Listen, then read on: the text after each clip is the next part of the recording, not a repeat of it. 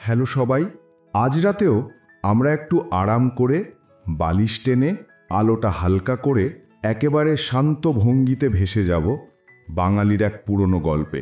নাম শুনলেই মন কেমন করে ওঠে, মহালয়া। হ্যাঁ, ঠিকই ধরেছেন। এই সেই ভোরবেলা, যখন চোখের পাতা এখনো ভারী, কিন্তু রেডিওর একটানা ভেসে আসা কণ্ঠে বাঙালি যেন ঘুমের দোরগোড়ায় দাঁড়িয়ে যায় দেবী দুর্গার আগমনীতে।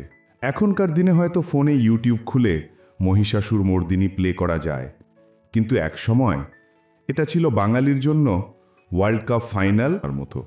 তবে ঘুমপাড়ানি ভঙ্গিতে যদি বলি, মহালয়ার আসল কাহিনী শুরু হয় আসলে মৃত্যুর কথা ভেবে। হ্যাঁ, শুনতে যতটা গম্ভীর লাগছে, বাঙালির কাছে এটা ততটা দুঃখের নয়। বরং মহালয়া মানে হলো পিতৃপক্ষের সমাপ্তি আর দেবীপক্ষের সূচনা। বাংলা এটাকে বলে অমাবস্যা শেষ, মা আসছেন। আর আমরা সবাই এমন ভান করি যেন মা দুর্গা শিয়ালদাহ স্টেশনে প্ল্যাটফর্ম নাম্বার 3-এ ট্রেন থেকে নেমে ট্যাক্সি খুঁজছেন। এখন একটু ধীরে ধীরে আসল কথায় আসা যাক। মহালয়া মূলত পুরাণের সঙ্গে জড়িত। ব্রাহ্মণরা বলবেন পিতৃদের উদ্দেশ্যে শ্রাদ্ধ শেষ হয় এই দিনে। আচ্ছা, সত্যি কথা বলতে কি, পিতৃপক্ষ আর দেবীপক্ষ দুটো একসাথে চলা একটু অ্যাওয়ার্ড শোয়ের মতো হয়ে যায়, যেখানে প্রথমে স্মৃতিচারণা, তারপর নাচ গান। কিন্তু বাঙালির কাছে মহালয়া মানে একটাই, ভোরবেলা বীরেন্দ্রকৃষ্ণ ভদ্রের গম্ভীর কণ্ঠে জাগো তাগো আয় মা শারদে। এ যেন ঘুম আর জাগরণের মাঝের রহস্যময় ঘণ্টা। রেডিওর সেই আওয়াজে কারো মনে হতো মা দুর্গা সত্যি চন্দ্রবরণ রথে টেপে চলে আসছেন। আবার কারো মনে হতো উফ, উঠতে হলো, শিয়ালদহ থেকে ট্রেন ধরতে হবে। এখন একটু পিছনে যাওয়া যাক। মহালয়া আসলে কোথা থেকে এলো? আসলে এই ধারণাটা একেবারে বৈদিক যুগ থেকে টেনে আনা। হিন্দু শাস্ত্রে বলা আছে, এক বিশেষ সময় আছে যখন মানুষ তাদের পূর্বপুরুষের জন্য তর্পণ বা শ্রাদ্ধ করে। এই পুরো পাক্ষিককে বলা হয় পিতৃপক্ষ। আর এই সময়টা শেষ হয় মহালয়ার দিনে, অর্থাৎ ওই দিনটা হলো সারাংশে বিদায় নেবার দিন। শুনতে বেশ দুঃখের মতো শোনালেও বাঙালিরা এটাকে বানিয়ে ফেলল দেবী আসার আনন্দের সাথে। কারণ বাঙালি আসলে এক অদ্ভুত মিশ্র জাতি। দুঃখ পেলেও দুঃখকে তারা এমনভাবে সাজিয়ে রাখে যেন সেটা একটা উৎসবের অংশ। যেমন ধরুন রবীন্দ্রসঙ্গীত, অর্ধেক গানই শোকগাথা, কিন্তু আমরা সেগুলো গাই খুশির আসরে। তাহলে মহালয়া কবে থেকে এত গুরুত্বপূর্ণ হলো? খুব পুরনো সময়ে মহালয়ার দিনে পিতৃদের উদ্দেশ্যে গঙ্গায় তর্পণ করাটা ছিল মূল কাজ। কিন্তু আধুনিককালে এটার আসল কদর বাড়িয়ে দিল রেডিও। হ্যাঁ, সেই অল ইন্ডিয়া রেডিও। 1931 সালে প্রথমবারের মতো সম্প্রচারিত হয়েছিল মহিষাসুর মর্দিনী। আর বাঙালি হঠাৎ বুঝল, ওরে বাবা, এটা তো একেবারে শিহরণ ধরানো ব্যাপার। বীরেন্দ্রকৃষ্ণ ভদ্র আর সেই কণ্ঠস্বর। এবার আসা যাক আসল নায়কের কথায়। মা দুর্গা আসছেন, সেটা তো বুঝলাম, কিন্তু আসার ঘোষণা কে দেবে? সেই দায়িত্ব নিলেন এক ভদ্রলোক, নাম তার বীরেন্দ্রকৃষ্ণ ভদ্র। তার কণ্ঠস্বর এতটাই গম্ভীর আর শক্তিশালী ছিল যে মানুষ মাঝরাতে ঘুম ভেঙে ভেবেছে দেবতারা বোধহয় মাইক্রোফোনে কথা বলছেন। আরও মজার ব্যাপার হলো, বীরেন্দ্রকৃষ্ণ ভদ্র আসলে কোনো বড় মঞ্চনাটকের তারকা ছিলেন না। তিনি ছিলেন মূলত রেডিও অভিনেতা। কিন্তু একবার যখন তার কণ্ঠ বাঙালির কানে ঢুকল, তখন থেকে মহালয়া আর ভদ্রবাবুকে আলাদা করা গেল না। এখনও যদি কেউ অন্য কারো কণ্ঠে মহিষাসুর মর্দিনী শোনে, অস্বস্তি হয়। যেমন ধরুন 1976 সালে অমিতাভ বচ্চনকে দিয়ে নতুন সংস্করণ করা হয়েছিল। ফলাফল, বাঙালি রেগে গিয়ে বলল, না ভাই, আমাদের ঘুম ভাঙবে না, এ তো লাগছে অমিতাভের সিনেমার ট্রেলার। তাহলে আসল ব্যাপারটা কি? মহালয়া হলো বেসিক্যালি প্রস্তুতি। অন্য রাজ্যে দুর্গাপুজো থাকলেও বাঙালিরা এটাকে বানিয়ে ফেলল একটা রীতিমতো শুরু। মহালয়া মানেই কাউন্টডাউন। আসলে বাঙালিরা কোনো কিছুই চুপচাপ করে না। দেবীপক্ষ শুরু মানেই বাড়িতে আলপনা, বাজার থেকে নতুন চাল, মহিষাসুর মর্দিনী সোনা আর মনে মনে পরিকল্পনা করা কে কোন শাড়ি কোন দিনে পরবে। মজার ব্যাপার হলো মহালয়ার দিন গঙ্গায় তর্পণ করতে যায় হাজার হাজার মানুষ। একদিকে পিতৃদের উদ্দেশ্যে শ্রাদ্ধ চলছে, আর অন্যদিকে লোকজন মনে মনে ভাবছে, উফ, এবার মণ্ডপগুলো কেমন সাজানো হয়েছে দেখতে হবে। এভাবে দুঃখ আর আনন্দের এক মিশ্রণে মহালয়া পরিণত হয়েছে বাঙালির জন্য এক অদ্ভুত ট্রানজিশন ফেস্টিভ্যাল। চলুন এবার আমরা ভেসে যাই একটু পুরাণের পাতায়। অবশ্য ভয় নেই, এটা কোনো হাইস্কুল পরীক্ষার মতো হবে না যেখানে দেবী দুর্গার পরিবার বৃক্ষ মুখস্থ করতে হবে। বরং আমরা আরামে শুয়ে শুয়ে শুনব দেবী কিভাবে মহিষাসুরকে হারাতে পৃথিবীতে আসলেন। প্রথমেই আসুক সেই নাম, মহিষাসুর। পুরাণ বলে মহিষাসুর আসলে এক অসুর রাজ, যিনি কঠিন তপস্যা করে ব্রহ্মার কাছ থেকে বর পেয়েছিলেন যে তোমাকে কেউ মারতে পারবে না। মহিষাসুর সুযোগ বুঝে বললেন, শুধুমাত্র কোনো নারী আমাকে মারতে পারবে। আর দেবতারা তখন খুশিতে হাততালি দিয়ে ভাবলেন, হাহা, এ তো আমাদেরই ফাঁদ, নারী মানে তো গৃহকোণে বসে থাকা। হায় রে, এভাবেই সবসময় দেবতাদের আইনি জ্ঞান কম থাকত। ফলাফল, মহিষাসুর দাপিয়ে বেড়ালেন, দেবলোক দখল, স্বর্গে হুলস্থুল। এখন এহেন সমস্যায় দেবতারা বসলেন একসাথে একেবারে হাই লেভেল মিটিং। ভেনু হিমালয়ের শিখরে। আলোচনার বিষয়, এবার কি হবে। সবাই জানলেন একমাত্র নারী শক্তিই পারে এই মহিষাসুরকে হারাতে। তাই এক অদ্ভুত ব্যাপার ঘটল। সমস্ত দেবতার শক্তি একসাথে মিশে জন্ম নিলেন দেবী দুর্গা। কারো কাছ থেকে অস্ত্র, কারো কাছ থেকে শক্তি, কারো কাছ থেকে বাহন। শিব দিলেন ত্রিশূল, বিষ্ণু দিলেন চক্র, বায়ু দিলেন ধনুক, ইন্দ্র দিলেন বজ্র। এবার এলো মূল কাণ্ড। দেবী দুর্গা সিংহের পিঠে চেপে যুদ্ধে নামলেন। কিন্তু শেষমেশ দেবী ত্রিশূলবিদ্ধ হয়ে মহিষাসুর নিপাত হলেন। আর এই ঘটনাই হলো দুর্গা পূজার মূল প্রতীক, অশুভ শক্তির ওপর শুভ শক্তির জয়। বাঙালির কল্পনায় দেবীর যাত্রা। এখন প্রশ্ন হলো, দেবী কবে আসেন? পুরাণে কিন্তু দেবীর আগমন প্রস্থান নিয়ে স্পষ্ট তারিখ দেওয়া নেই। এগুলো এসছে লোককথা আর আচার থেকে। বাঙালিরা দেবীকে ভাবে নিজের মেয়ে উমা, যিনি সারা বছর শ্বশুরবাড়িতে থাকেন আর একবার শরৎকালে কদিনের জন্য বাবার বাড়ি আসেন। তাই মহালয়া মানেই হলো মা আসছেন, সিংহে চেপে, কখনো নৌকোয়, কখনো ঘোড়ায়। আসার বাহন দেখে বাঙালিরা আন্দাজ করে নেন বছরটা ভালো যাবে কিনা। যেমন যদি মা নৌকোয় আসেন তবে বন্যার আশঙ্কা। মহালয়ার আরেকটা বড় দিক হলো আগমনী গান। বাজলো চোমার আলোর বেনু থেকে শুরু করে অসংখ্য গান বাঙালির মনে বাঁধা।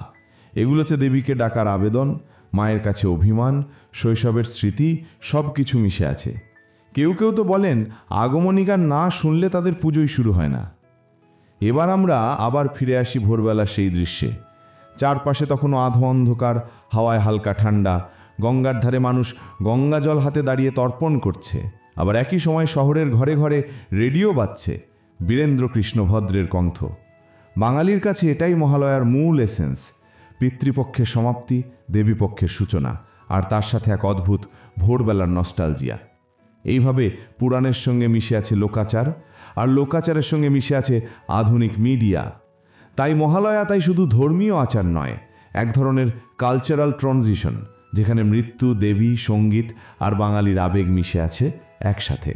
এবার আমরা একটু ক্লোজার লুক দেব মহালয়া কিভাবে রেডিওর সঙ্গে মিলিত হয়ে বাঙালির ঘুমপাড়ানি ভোরকে এক ধরনের কালের ব্রেকফাস্ট বানালো। রেডিও মহালয়ার আগমন 1931 সালের কথা।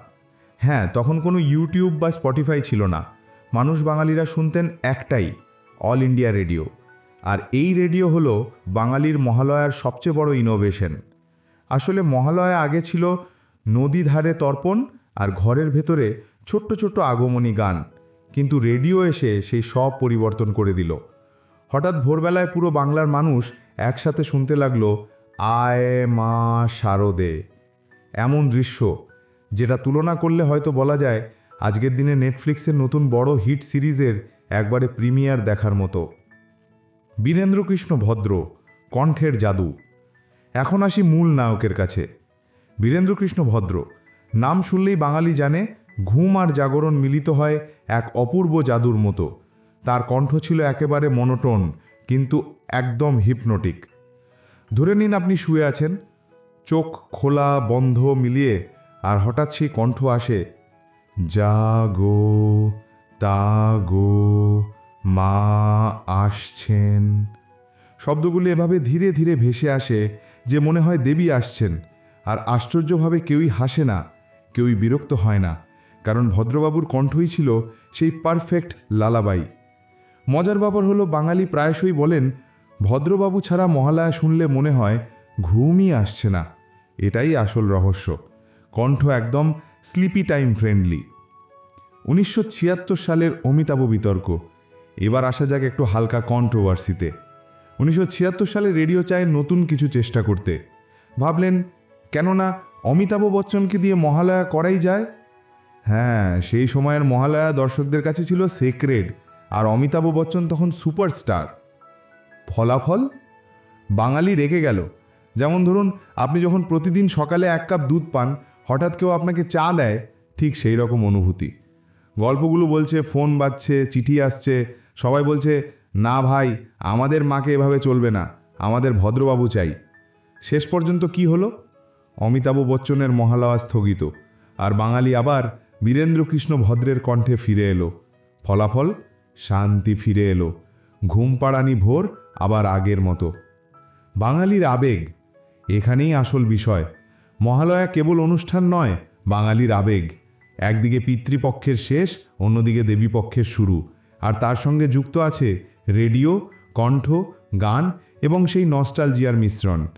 একটা বাঙালি যখন ভোরে ভোরে ভদ্রবাবুর কণ্ঠ শোনে, তখন মনে হয় হ্যাঁ, মা আসছেন, সব ঠিক আছে। এটাই সেই সাইকোলজিক্যাল কমফোর্ট যা আজও অটুট। আধুনিক যুগে মহালয়া, আজকাল মহালয়া রেডিও নয়, ইউটিউব, স্পটিফাই বা FM এর মাধ্যমে, কিন্তু মানুষ এখনও প্রার্থনা করে ভদ্রবাবুর কণ্ঠ যেন বজায় থাকে। বাঙালি জানে কণ্ঠই মূল আকর্ষণ। আলো, প্যান্ডেল, সোশ্যাল মিডিয়া সব সেকেন্ডারি। তাহলে দেখা যায় মহালয়া শুধু অনুষ্ঠান নয়, এটি বাঙালির cultural anchor, sleepy time ritual আর ছোট ছোট আবেগের মিলন। এইভাবেই আমরা ধীরে ধীরে ভেসে চলেছি ভোরবেলার সেই মিষ্টি, স্লিপি কিন্তু আবেগ ঘন দৃশ্যে। এবার একটু গভীরে ভেসে যাই মহালয়ার লোকাচার, আচার আর সেই অমাবস্যার গোপন রহস্যের দিকে। এটা শুধু একটি দিন নয়, বরং পুরো রিচুয়াল ইকোসিস্টেম। এক পাশে দেবী, অন্য পাশে পিতৃপুরুষ, আর মাঝখানে বাঙালি। সব কিছু ধীরে ধীরে মিশে এক ধরনের কালচারাল লালবাই তৈরি করে। অমাবস্যার গুরুত্ব। মহালয়া মূলত অমাবস্যার সঙ্গে জড়িত। বাঙালিরা জানে অমাবস্যা মানে অন্ধকার, কিন্তু এই অন্ধকারে আছে আশার আলো। কেন? কারণ এই দিন পিতৃপক্ষ শেষ হয় আর দেবীপক্ষ শুরু। এক ধরনের কসমিক রিসেট। অমাবস্যার দিন বাঙালি নদীর ধারে গিয়ে তর্পণ করেন। ভাবুন, ভোরবেলা, হালকা কুয়াশা, গঙ্গার পানি, হাতের মধ্যে পাত্র আর গলায় সেই ধীর কণ্ঠ, সব মিলিয়ে এক অতলে ভেসে যাওয়া। বাঙালি মনে মনে ভাবে যে পিতাদের শান্তি হলো, মা আসছেন। এটাই সেই মিশ্র অনুভূতি যেখানে শোক আর আনন্দ একসাথে ভেসে চলে। লোকাচারের ছোট খুঁটিনাটি। মহালয়ার আচার শুধু তর্পণ নয়, লোকাচার বলছে বাড়ির প্রতিটি কোণে আলপনা আঁকতে হবে। ছোটরা খুশিতে ছুটে বেড়াবে, বড়রা ধীরে ধীরে চা খাবে। কেউ কেউ বিশেষ খাবার বানায়, যেমন শুকনো নুডলস বা লুচি। আর সবচেয়ে মজার অংশ গান, আগমনী গান, যা আমরা আগের পার্টে শুনেছিলাম। প্রতিটি পরিবারে ভিন্ন ভিন্ন। কেউ ভদ্রবাবুর কণ্ঠে পছন্দ করে, কেউ আবার স্থানীয় শিল্পীর কণ্ঠে। সবাই একে অন্যের সাথে তুলনা করে না, বরং শান্তি ভেসে আসে। দেবীকে আনার উপায়। লোককথা বলে দেবী আসতে ভালোবাসেন বিশুদ্ধতার সঙ্গে। তাই অনেক বাড়ি, বিশেষ করে গ্রামের বাড়িতে, ভোরে দরজা খুলে রাখা হয়, কেউ যেন অনধিকার প্রবেশ না করে। বাঙালির কল্পনা অনুযায়ী মা সিংহের পিঠে চেপে আসছেন। আবার কেউ কেউ বলেন যে উনি নৌকো বা ঘোড়ায় এসছেন। এই বাহনগুলো একরকম মাতৃশক্তির রূপক। স্থানীয় কুসংস্কার। এখানে আসছে মজার অংশ। স্থানীয় কুসংস্কার। কিছু জায়গায় মহালয়া সকালে কোনো ঝুড়ি বা ঝাঁপড়া যেন দেখা যায় না। কেন? কারণ বলা হয় মা তা দেখলে রাগ হবে। আর অন্যত্র কেউ কেউ মনে করে যিনি ভোরে প্রথমে নদীতে জল দেবেন না তার বছর খারাপ হবে। সবগুলো কুসংস্কার হালকা, কিন্তু বাঙালির রিচুয়াল রিদম ঠিক রাখে। এগুলো আজও কিছুটা বজায় আছে, যদিও শহরের মানুষ প্রায়শই আহা বাবু, কুসংস্কারগুলো কি আজও মনে রাখবো ভেবে হেসে ফেলে। মহালয়ের আধুনিক সংযোগ। আজকাল মহালয়া শুধু নদী বা রেডিও নয়, বাঙালি এখন ইউটিউব, ফেসবুক এবং FM-এর মাধ্যমে শোনে, কিন্তু মূল কাঠামো বজায় আছে। ভোরবেলার গম্ভীর কণ্ঠ, পিতৃপক্ষ শেষ, দেবীপক্ষ শুরু, গান এবং এক ধরনের শান্ত অনুভূতি। তাই মহালয়া শুধু আচার নয়, এটি বাঙালির মেন্টাল রিসেট, যেখানে অতীত, বর্তমান এবং ভবিষ্যতের মিলন ঘটে। ঘুম পাড়ানি উপসংহার। এইভাবে মহালয়া আমাদের ভোরবেলা ধীরে ধীরে জাগায়, একই সঙ্গে শোক, আনন্দ, নস্টালজিয়া, আচার অল মিলিয়ে এক ধরনের শান্তি তৈরি করে। এটাই বাঙালির বিশেষ বৈশিষ্ট্য, একসাথে হিস্টোরিক, কালচারাল, স্পিরিচুয়াল আর স্লিপি।